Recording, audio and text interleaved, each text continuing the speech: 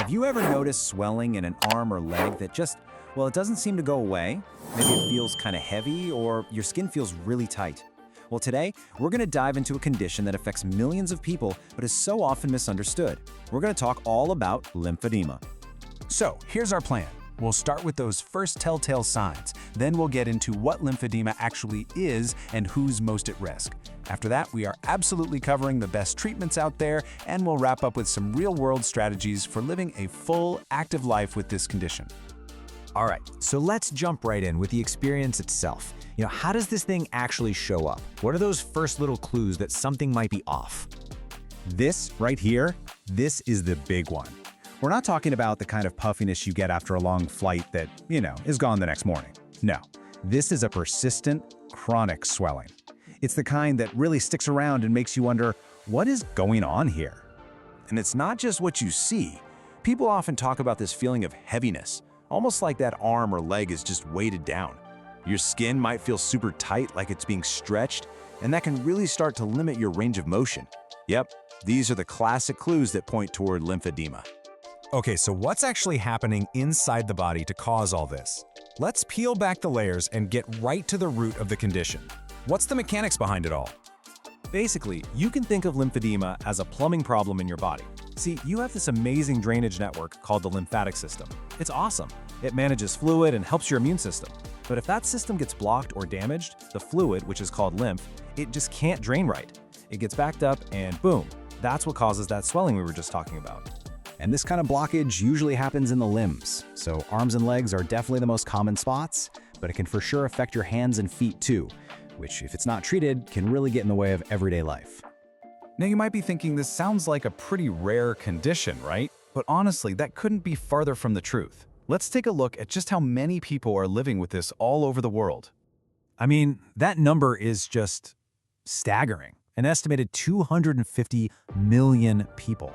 That is a massive global health issue that, for the most part, completely flies under the radar. Just in the US, it affects up to 5 million people. And that leads us to a really specific high-risk group.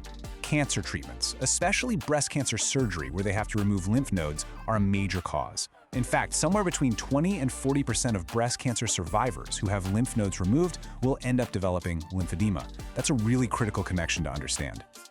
Okay, so it's really important to know there are two main types. You've got primary lymphedema, which is pretty rare and it's caused by genetic stuff. But the vast majority of cases are secondary lymphedema.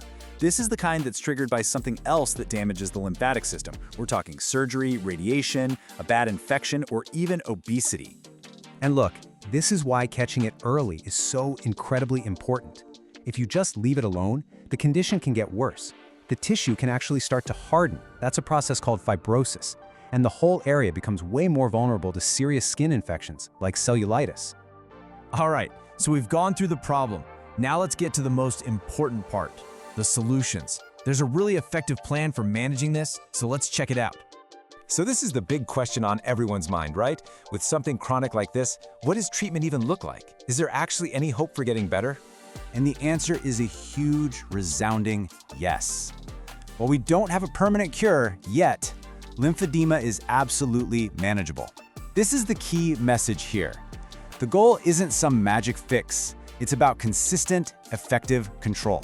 And I'm not just saying that. With the right therapy, the results are incredible. We see swelling reduced by as much as 70%. The risk of those really dangerous infections, it drops way down. And most importantly, people get their mobility and their quality of life back. So, the gold standard treatment is a 4-part plan called Complete Decongestive Therapy, or CDT. First up, you've got manual lymphatic drainage. It's a special, super gentle massage to help reroute that backed up fluid.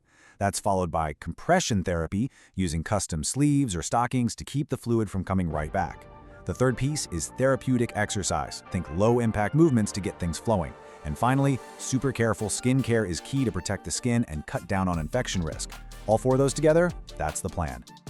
And hey, for the tougher cases that don't fully respond to CDT, there are other, more advanced options. Things like specialized surgeries or even at-home pneumatic pump devices can give that extra help when it's needed. But treatment isn't just something that happens at a clinic. A huge part of managing lymphedema really well comes down to your daily habits and just being aware. So here's what you can do every single day. Keeping a healthy body weight is huge because obesity is a major risk factor. Simple things like not wearing tight clothes on that limb, protecting your skin from cuts or burns, propping the limb up when you can, and just staying active. All of it makes a world of difference. It's also super important to know the red flags, when to call your doctor. A sudden jump in swelling, any new redness or warmth, or a fever, those could all be signs of an infection, and that needs medical attention right away. Just being vigilant is a huge part of the plan. So as we start to wrap this up, it all comes back to this one central idea. The real challenge with lymphedema isn't that we don't have treatments. We do, and they're good. The real problem is a lack of awareness. Way too many people are walking around with this and have no idea what it is. And that really brings us to our final, most powerful takeaway. This is not a sentence to a limited life, not at all. With an early diagnosis, the right therapy, and just consistent care, living a full, active, vibrant life with lymphedema isn't just a possibility. It should be the expectation. So I'll leave you with this to think about. Now that you know the signs, the causes, and the solutions, could this knowledge change the life of someone you know? A friend, a family member, maybe even yourself? Because awareness, that's always the first step.